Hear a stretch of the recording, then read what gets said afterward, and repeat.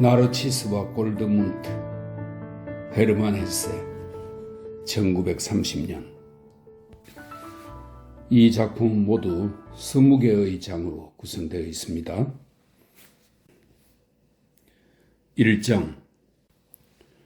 마리아브론 수도원 입구에는 2개의 작은 기둥으로 떠받쳐진 아치형 정문이 보이고 그 앞에는 밤나무 한 그루가 길가에 바짝 붙어 서 있다. 원래 남쪽 나라 품종인 이 외톨박이 나무는 예전에 로마를 다녀온 어느 순례자가 가져다 심은 것으로 줄기가 튼실했다. 둥그렇게 우거진 나무가지는 길 위로 부드럽게 늘어져서 넉넉한 품으로 바람을 받으며 숨쉬고 있었다. 벌써 주위가 온통 초록빛을 띠고 수도원의 호두나무들에서도 연홍색 잎새가 돋아나는 봄이 와도 밤나무는 한동안 잎을 내지 않고 있다가 밤이 가장 짧은 철이 되면 소담스러운 잎줄기마다 이색적인 밤꽃이 은은한 연두색으로 환하게 피어나면서 마치 무언가 경고라도 하듯이 아릿한 향기로 보는 사람의 마음을 사로잡곤 했다. 그리고 포도를 비롯한 과일 수확이 끝나는 10월이 되면 노랗게 물든 잎줄기에서 가시 달린 밤송이가 가을 바람에 떨어졌다. 그렇지만 밤송이가 해마다 제대로 연거는 건 아니었다. 그래도 수도원의 생도들은 저마다 밤송이를 차지하겠다고 달려드는가 하면 프랑스를 사용하는 스위스 지방 출신의 그레고르 수석 사제는 자기 방 난로불에 밤을 굽기도 했다. 이 아름다운 나무의 무성한 잎새가 수도원 정문 위쪽에서 살랑거리면 낯설면서도 정겨운 느낌이 들었다. 낯선 고장에서와 가볍게 추위를 타는 이 마음씨 고운 손님은 수도원 건물의 현관 양쪽에 서 있는 날렵한 사암기둥이나 창문 위쪽의 아치형 돌장식, 주녀를 두르는 장식이며 건물 기둥들과 은밀하게 친근한 조화를 이루고 있어서 프랑스나 이탈리아에서 온 사람들에겐 사랑을 받았지만 막상 이 고장 사람들에겐 이방인처럼 뜨악한 느낌을 주었다. 벌써 꽤 여러 세대의 수도원 생도들이 이 외국산 나무 밑을 거쳐갔다. 생도들은 이 나무 아래에서 필기판을 팔에 낀 채 잡담을 하고 웃으대며 장난을 치거나 다투기도 했다. 계절에 따라 맨발로 혹은 신발을 신고서 입에는 꽃송이를 물고 있거나 호두를 깨물기도 하였으며 또 눈을 공처럼 뭉쳐가지고 놀기도 했다. 이 수도원에는 늘 새로운 생도들이 입학하여 2년마다 얼굴이 바뀌었지만 대부분 서로 비슷하게 금발의 곱슬머리였다. 그들 가운데 일부는 그대로 수도원에 남아 예비신부 또는 수도사가 되어 머리를 깎고서 수도복을 입고 허리띠를 메었다. 그들은 책을 읽고 아이들을 가르치면서 나이가 들어 삶을 마감했다. 또 다른 생도들은 학업이 끝나면 부모의 부름을 받들어 기사의 성에 봉직하거나 상업 또는 수공업에 종사하면서 넓은 세상을 두루 경험했다. 그렇게 그들은 생의 즐거움을 맛보고 또 일에 몰두하다가 어쩌다 한 번쯤 다시 수도원을 방문하곤 했다. 자신들의 아들을 데려와 신부들에게 생도를 맡기기 위해서였다. 그럴 때면 그들은 지그시 미소를 지으며 생각에 잠긴 채 잠시 밤나무를 올려다 보면서 다시금 자신을 잊었다. 수도원의 육중하고 둥근 아치형 창문들과 붉은 돌로 견고하게 세워진 양쪽 기둥 사이에는 여러 방과 교실들이 들어서 있어서 그곳에서 교육과 학습, 관리와 통제가 이루어졌다. 여기서 생도들은 다양한 예술과 학문에 정진했다. 종교적 영역과 세속적 영역, 밝은 세계와 어두운 세계를 아우르는 예술과 학문은 한 세대에서 다음 세대로 대를 이어 전수되었다. 저서가 집필되거나 주석서가 편찬되기도 하였고 갖가지 체계들이 창안되고 고대의 저술들이 수집되기도 하였으며 그림이 들어간 필사본에 색을 입히는 작업도 이루어졌다. 민간신앙이 장려되는가 하면 때로는 조롱당하기도 했다. 학문적 탐구와 경건한 신앙, 소박함과 노련함, 성경의 지혜와 고대 그리스 세계의 지혜, 공식화된 마술과 음성적인 마술, 이 모든 것이 여기서는 용인되었고 또 상당히 활발하게 수행되었다. 고독한 집거와 참여의 고행을 수행하는 공간인가 하면 서로 어울려 즐기는 생활도 가능했다. 그중 어느 쪽이 더 압도적인 우위를 차지하는가는 그때그때 수도 원장을 맡은 이의 성품이나 당시의 지배적인 시대 조류에 따라 좌우되었다. 그리하여 어떤 때는 이 수도원이 마귀를 몰아내고 악령을 다스리는 것으로 정평이 나서 방문객이 줄을 이었다. 또 때로는 빼어난 음악으로 유명하고 때로는 병자를 고치고 이적을 행하는 신통한 수도사로 유명한가 하면 때로는 민물고기 수프라든가 사슴의 간을 다져 넣은 만두 요리로 이름이 나기도 했는데 그중 어느 것이 유명한가는 시기마다 달랐다. 그러나 수도사와 생도들 무리 중에는 항상 신앙이 신실한 자와 미지근한 자, 금식 기도를 하는 자와 뚱뚱하게 살찐 자가 섞여 있었다. 이 수도원에 들어와 살다가 일생을 마치는 사람들 가운데는 언제나 이런저런 유형의 특이한 부류가 있었다. 만인의 사랑을 받는 인물이 있는가 하면 만인의 두려움을 사는 인물도 있었으며 선택받은 존재인 것처럼 보이는 사람이 있는가 하면 다른 동료들이 잊힌 뒤에도 오래도록 화제에 오르는 그런 사람도 있었다. 지금도 역시 마리아브론 수도원에는 그런 특별한 존재가 두 사람 있다. 한 사람은 나이가 들었고 한 사람은 아직 젊었다. 두 사람은 수도원 기숙사와 예배당, 교실에서 북적대는 수많은 동료들 사이에 두루 잘 알려져 있었고 또 존경을 받았다. 나이든 수도원장 다니엘과 젊은 생도인 나르치스가 바로 그들이었다. 나르치스는 수도원에 들어온 지는 얼마 되지 않았지만 특출한 재능 때문에 이 수도원의 모든 관습과 상관없이 벌써 선생으로 통했는데 특히 히라브에서 그러했다. 이 수도원장과 생도는 이곳에서 신망이 두터웠다. 이들은 사람들의 이목과 호기심을 끌었으며 경탄을 자아내고 부러움을 사는가 하면 은밀한 중상모략의 대상이 되기도 했다. 수도 원장은 대다수의 수도원 사람들에게 사랑을 받았으며 적이 없었다. 그는 선의에 넘치고 소박함과 겸손함이 몸에 밴 사람이었다. 다만 수도원의 학자들은 수도 원장을 사랑하면서도 왠지 얕잡아보는 태도를 보이기도 했다. 다니엘 수도 원장은 성자일지는 몰라도 학자는 아니었기 때문이다. 소박함은 그의 타고난 천품이었기에 그 자체가 곧 지혜와 통했다. 하지만 그의 라틴어 실력은 보통 정도였고 히라브는 아예 몰랐다. 때때로 수도 원장의 소박한 성품을 비웃고 나는 소수의 사람들은 그럴수록 신동인 나르치스에게 매료되었다. 이 아름다운 소녀는 히라브를 유리하게 구사했고 의젓한 행동거지는 흠잡을 데가 없었다. 그는 생각이 깊은 사람답게 눈매가 차분하고도 형형했으며 갸름한 입술은 단아하고도 엄한 인상을 주었다. 학자들이 그를 특히 좋아한 것은 놀라운 히라브 실력 때문이었다. 그는 고결하고 섬세한 성품으로 그의 모든 이의 사랑을 받았으며 상당수는 그에게 푹 빠져 있었다. 하지만 지나치게 차분하고 자제심이 강한 데다 너무 정중한 태도로 인하여 들으는 나르치스를 좋지 않게 여기는 축도 있었다. 수도 원장과 생도 두 사람은 제각기 나름의 방식대로 선택받은 자의 운명을 짊어지고 있었다. 자기를 다스리거나 힘든 일을 견디어내는 방식에서도 마찬가지였다. 두 사람은 수도원의 다른 어떤 식구들보다도 상대방에게 친밀감을 느끼고 마음이 끌렸다. 그럼에도 두 사람은 서로 쉽게 어울리지 못했으며 상대방에게서 따뜻함을 찾기 힘들었다. 수도 원장은 이 젊은 생도를 너무나 주도 면밀하게 다루었다. 수도 원장이 이 섬세한 생도에게 베푸는 배려 속에는 너무 조숙한 나머지 위태로워 보이는 그런 희귀한 동료를 대하는 조심스러움이 배어 있었던 것이다. 그런가 하면 젊은 생도는 수도 원장의 어떠한 명령이나 충고 또한 칭찬도 극진한 마음가짐으로 받아들였기에 수도 원장의 뜻에 거스르거나 기분이 상하는 일이라고는 전혀 없었다. 나르치스에 대한 수도 원장의 판단이 올바르다면 나르치스의 유일한 결점은 오만함이라 할 수 있는데 나르치스는 자신의 그러한 결함을 놀랄 만큼 잘 감출 줄 알았다. 나르치스는 너무나 완벽해서 그에겐 그 어떤 싫은 소리도 할 수 없었고 누구보다 탁월했다. 그렇지만 학자들 말고 진정으로 그의 친구가 될 수 있는 사람은 극소수였기에 그의 우월함을 감싸고 있는 분위기에는 왠지 냉기가 감돌았다. 언젠가 구회 성사를 마친 나르치스에게 수도 원장은 이렇게 말했다. 나르치스군, 고백하건대 나는 자네를 두고 한 가지 가혹한 판단을 해왔다네. 나는 곧잘 자네가 오만하다고 생각했지. 그래서 어쩌면 자네한테 잘못한 게 있을지도 몰라. 여보게, 자네는 너무나 고립되어 있고 외로운 존재야.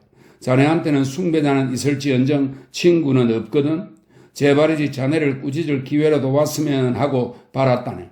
하지만 그럴 계기가 있어야 말이지.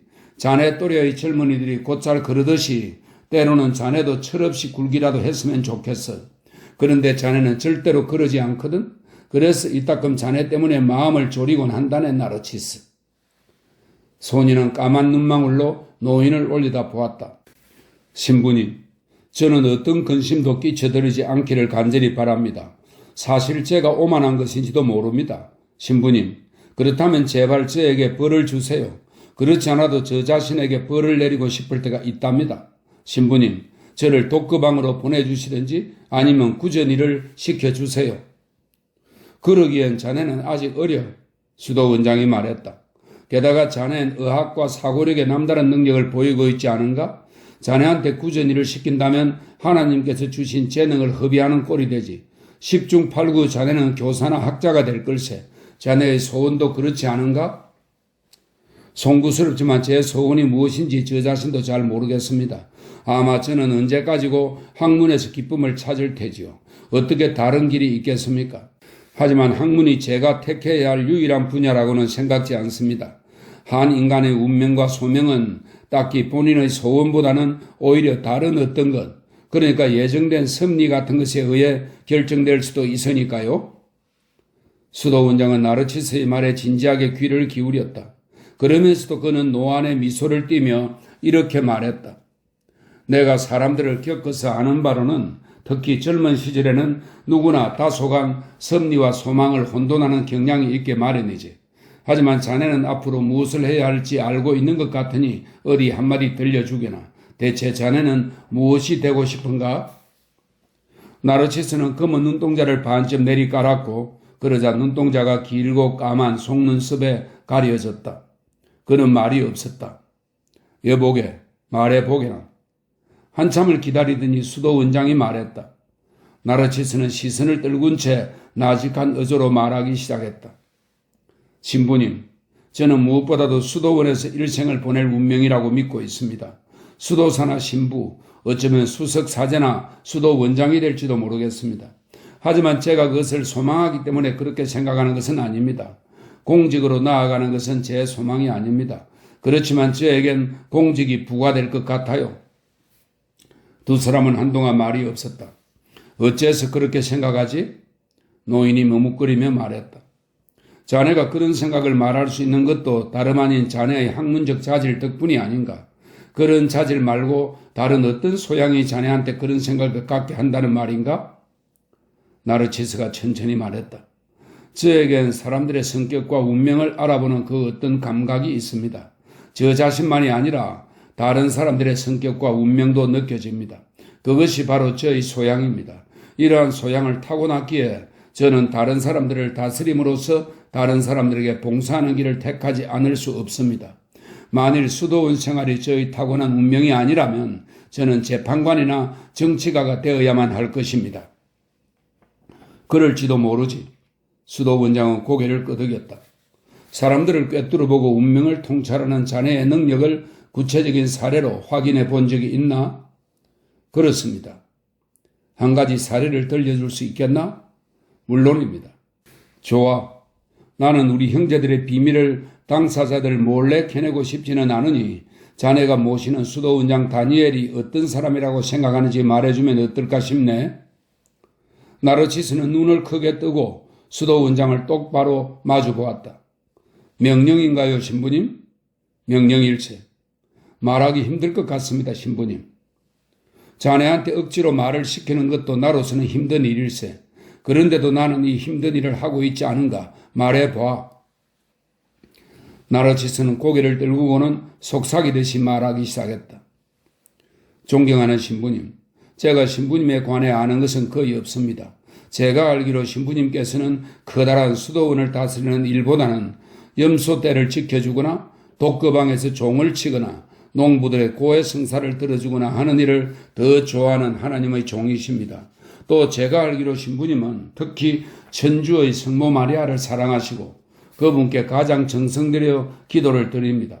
때로는 이 수도원에서 장려되는 힐랍의 고전 문학이나 여타 학문들이 신부님의 보호 아래 맡겨진 사람들의 영혼에 혼란이나 위험을 가져오지 않도록 하기 위해 기도하십니다. 때로는 그레고로 수석 사제님을 대할 때 인내심을 잃지 않게 해달라고 기도드리죠.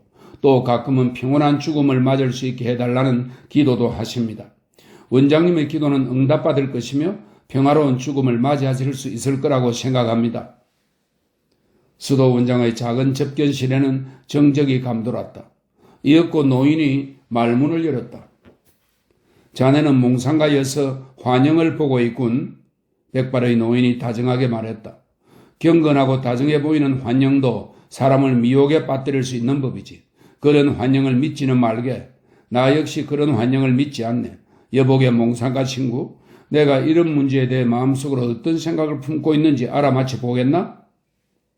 원장님은 이 문제에 관해 매우 우호적으로 생각하신다는 걸 알 수 있습니다. 원장님 생각은 이런 것입니다.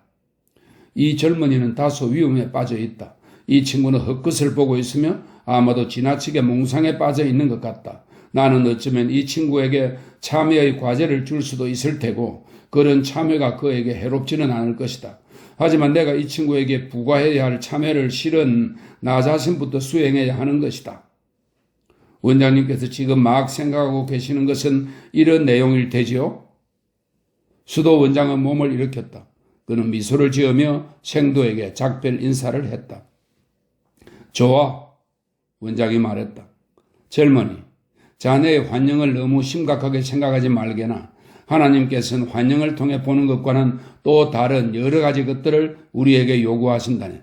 자네가 어떤 노인한테 평안한 죽음을 약속하여 그를 기분 좋게 해 주었다고 가정해 보세요. 또 그 노인이 한순간 기쁜 마음으로 이 약속을 들었다고 가정하세요. 그것으로 충분하네. 내일 아침 미사 후에 묵주 기도를 바치게. 자네를 비우고 겸허한 마음가짐으로 기도하기나 대충 얼버무려서는 안 돼. 나도 같은 기도를 바치겠네. 가보게 나르치스군. 이야기는 이것으로 족하네. 또 언젠가 수도 원장은 교사 가운데 가장 젊은 사람과 나르치스 사이에 중재를 써야만 했다. 두 사람은 교과목 중 어느 한 대목에서 의견이 일치하지 않았던 것이다.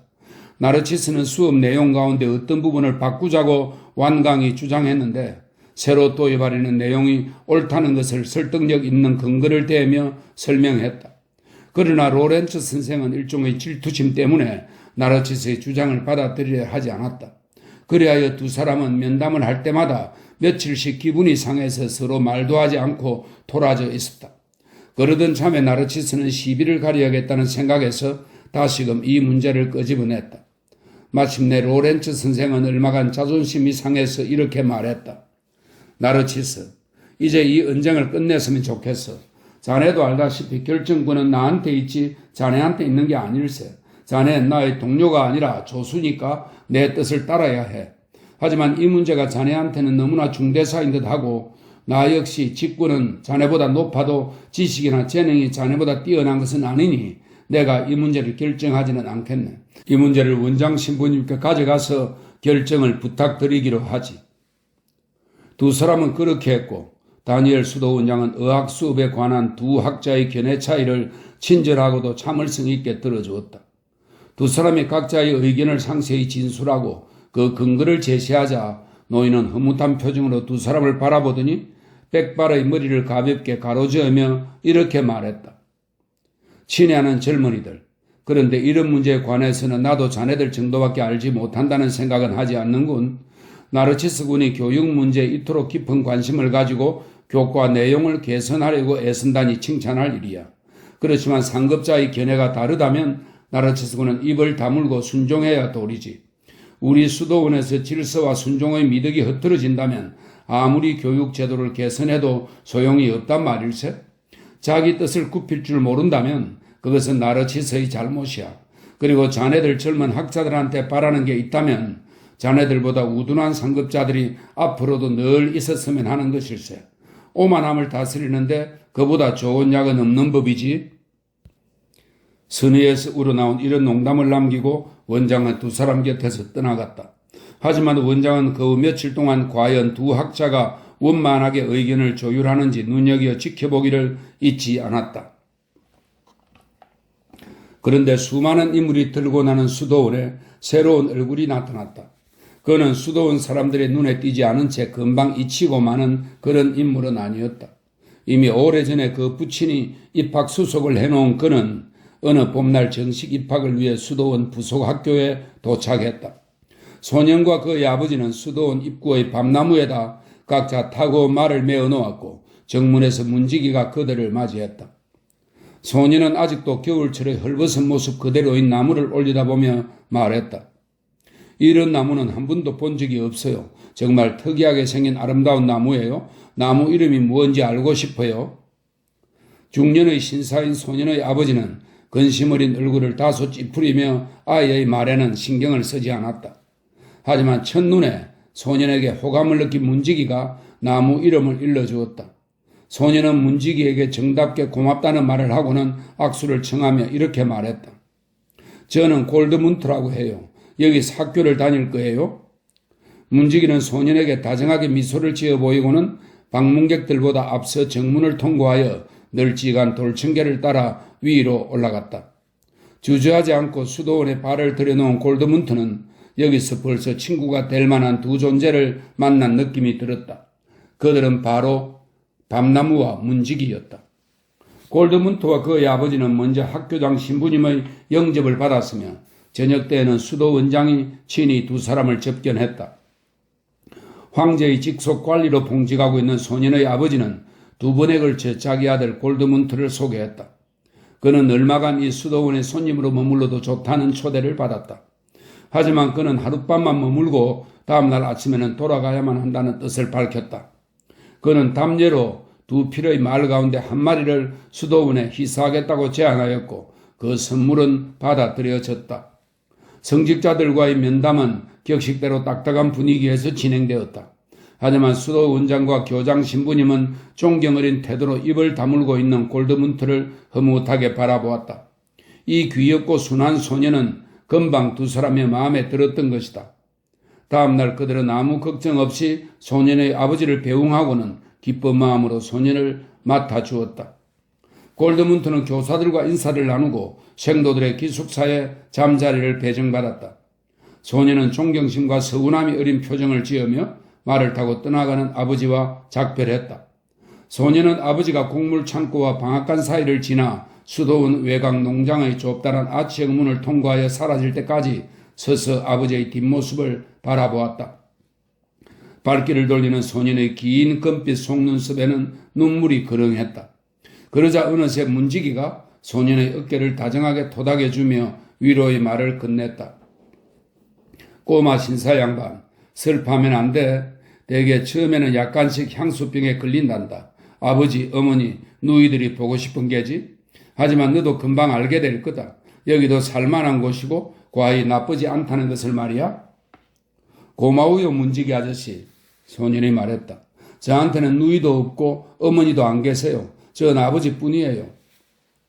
그 대신 여기엔 동료들이 있단다. 그리고 학문과 음악, 또 너가 여태껏 모르던 새로운 놀이들이 있지.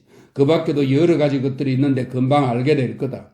그리고 너한테 다정하게 대해줄 사람이 필요하거든 나한테로 오면 된단다. 골드문트는 그를 보며 살짝 웃었다. 정말 고마워요. 저를 기쁘게 해주고 싶으시면 아버지가 두고 가신 우리 집 말이 어디 있는지 지금 가르쳐 주세요. 말한테 인사도 하고 그 녀석이 잘 지내고 있는지 보고 싶거든요. 문지기는 곡물창고 옆에 있는 마구간으로 곧장 소년을 데려갔다. 아침 햇살이 으스러미 비쳐드는 마구간에선 말 냄새가 코를 찔렀고 두엄이며 보리 냄새도 풍겼다. 골드문트는 말들을 가두어 놓은 칸막이 한 곳에 자기를 이곳까지 태워다 준 갈색 말이 서 있는 것을 보았다. 그는 어느새 주인을 알아보고 머리를 쭉 내미는 말의 목덜미를 두 손으로 감싸고는 흰 점이 박힌 넓은 이마에 볼을 갖다 댄 채 부드럽게 말을 쓰다듬으며 이렇게 속삭였다. 귀여운 점바가 잘 있었니? 정말 괜찮아? 아직도 날 좋아하지? 먹을 건 있니? 아직도 집 생각이 나? 점박이 이 녀석, 너도 함께 남아서 정말 좋아. 종종 와서 보살펴 줄게. 소년은 소매자락에서 아침 식사 때 남겨둔 빵 조각을 꺼내더니 잘게 뜯어서 말에게 먹였다. 그러고서 작별을 하고는 문지기를 따라 수도원 앞들을 지나왔다. 수도원 앞들은 마치 대도시의 장터처럼 널찍하고 군데군데 보리수 나무가 자라고 있었다. 수도원 본관 현관에 이르러 소녀는 문지기에게 고맙다는 말과 함께 작별 인사를 청하다가 어제 교실로 가는 길을 구경했지만 그새 잊어버렸다는 사실을 깨닫고는 피식 웃음을 터뜨렸다. 그는 겸연쩍은 얼굴로 문지기에게 안내를 부탁했고 문지기는 기꺼이 들어주었다. 그리하여 소녀는 교실에 발을 들여놓게 되었다. 10명 남짓한 소년 생도들이 긴 의자에 앉아 있었고 수습교사 나르치스가 골드문트 쪽으로 몸을 돌렸다. 저는 골드문트라고 해요. 소녀는 말했다. 신입생이에요. 나르치스는 미소도 없이 간단히 인사를 하고는 뒷자리에 있는 좌석을 지정해 주더니 곧바로 수업을 계속했다. 골드문트는 자리에 앉았다. 그는 교사가 너무 어린 것을 보고는 깜짝 놀랐다. 자기보다 겨우 2살 더 들어 보였던 것이다. 더구나 이 어린 선생이 너무 멋지고 훌륭하며 너무나 진지하면서도 마음에 쏙 들게 호감을 준다는 사실이 놀랍고 깊은 희열을 안겨주었다. 문지기 아저씨는 자상하게 대해주고 수도원장은 매우 친절하며 저쪽 마구간에는 전박이가 있으니 왠지 고향에 온 듯한 기분이 들었다. 더구나 여기엔 이렇게 젊은 선생이 있지 않은가. 학자처럼 진지하고 왕자처럼 고결한 선생이 있는 것이다. 그의 어조는 또 얼마나 차분하고 냉정하면서도 사람의 마음을 꼼짝 못하게 사로잡는가. 소녀는 수업 내용을 당장은 알아듣지 못했지만 감사하는 마음으로 귀를 기울였다. 마음이 편안해졌다. 너무 선량하고 매력적인 사람들이 있는 곳에 온 것이다. 그는 이 사람들을 사랑하고 친구로 사귈 마음의 준비가 되어 있었다. 이날 아침 잠자리에서 눈을 떴을 때만 해도 가슴이 답답했고 아직 긴 여행의 여독이 풀리지 않은 상태였다. 그리고 아버지와 작별하면서 얼마간 눈물을 흘리지 않을 수 없었다. 하지만 이젠 기분이 좋아졌고 만족스러웠다. 한참 동안 젊은 선생을 쳐다보고 있자니 소녀는 선생의 야무져 보이는 날씬한 체격과 서늘하게 빛나는 눈매, 또박또박 분명하게 모험을 발음하는 입술과 지칠 줄 모르는 활기찬 목소리에 기분이 좋아졌다. 그런데 수업 시간이 끝나고 생도들이 소란을 피우며 자리에서 일어서자 골드문트는 자기가 내내 졸고 있었다는 걸 알고는 부끄러워졌다. 더구나 자신이 졸았다는 사실을 본인만 알고 있는 게 아니라 옆자리에 앉은 생도들도 알아채고는 수군거리며 계속 전파했던 것이다. 젊은 선생이 교실을 나가기 무섭게 온 사방에서 동료 생도들이 몰려와 골드문트의 옷소매를 끌어당기고 몸을 툭툭 쳤다. 잘 잤니? 한 생도가 이렇게 물으며 이죽거렸다. 근사한 생도야? 또 다른 생도가 놀려댔다. 아마 교회를 밝히는 멋진 등불이 될 거야. 첫 시간부터 깜빡거리잖아. 그 꼬마를 침대로 데려가. 누군가가 제안하자 아이들은 그의 팔다리를 붙잡고는 폭소를 터뜨리며 정말 끌고 갈 기세였다. 이렇게 혼쭐이 난 골드문트는 화가 치밀었다. 그는 몸을 부리시고 무리에게서 빠져나오려고 바둥대했지만 발꿈치들에 얻어맞기만 하고 결국 나동그라지고 말았다. 하나이는 여전히 그의 발목을 꼭 붙잡고 있었다. 골드문트는 그 아이에게 힘껏 발길질하여 몸을 빼내고서 맨 앞에 서 있는 아이한테 달려들었다. 둘은 금방 엉겨붙어 심하게 몸싸움을 했다. 상대는 힘이 센 녀석이었다. 모두 두 아이의 싸움을 흥미진진하게 구경하고 있었다. 골드문트는 지지 않고 힘센 녀석에게 몇 차례 보기 좋게 주먹을 날리자 동료 생도 중에는 미처 이름도 알기 전에 어느새 그를 따르는 친구가 생겼다. 그런데 갑자기 아이들이 모두 쏜살같이 현장에서 달아나는 것과 동시에 학교장인 마르틴 신부님이 들어왔다. 신부님은 혼자 남겨진 소년 앞에 마주섰다. 그는 망년자실 소년을 쳐다보았다. 얼굴이 벌겋게 부어오르고 약간 찢어진 소년의 푸른 눈에는 당황한 기색이 역력했다. 도대체 어떻게 된 거지? 신부님이 물었다. 넌 골드문트가 아니냐? 그렇지? 이 못된 녀석들이 너한테 대체 무슨 짓을 한 거냐? 아니에요. 소년이 대답했다. 그 녀석하고는 단판을 지었어요. 대체 누구 말이냐? 누군지는 모르겠어요. 전 아직 아무도 모르거든요. 어떤 아이가 저하고 싸웠어요. 그래? 그 녀석이 싸움을 걸어왔단 말이지? 모르겠어요. 아니, 제가 먼저 싸움을 걸었던 것 같아요. 애들이 저를 놀렸거든요. 그래서 화가 났던 거예요. 그래, 이 녀석 정말 시작이 근사하구나. 분명히 말하겠는데 한 번만 더 이 교실에서 주먹질을 했다간 벌을 받을 줄 알아. 자, 이제 저녁 식사를 해야지. 어서 가. 교장은 골드문트의 뒷모습을 쳐다보며 미소를 지었다. 골드문트는 창피한 기분으로 달려가면서 헝클어진 연한 금발을 손가락으로 빗어보려고 애썼다. 골드문트는 수도원에서의 첫 행동이 정말 꼴사납고 어리석었다고 생각했다. 그는 뉘우치는 마음으로 저녁 식사 때 같은 학급 아이들을 찾아냈다. 친구들은 존경심과 우정으로 그를 맞아주었다. 그는 의젓하게 자기 적수와 화해했으며 이 시간부터 이들의 동아리에 제대로 받아들여졌음을 느꼈다.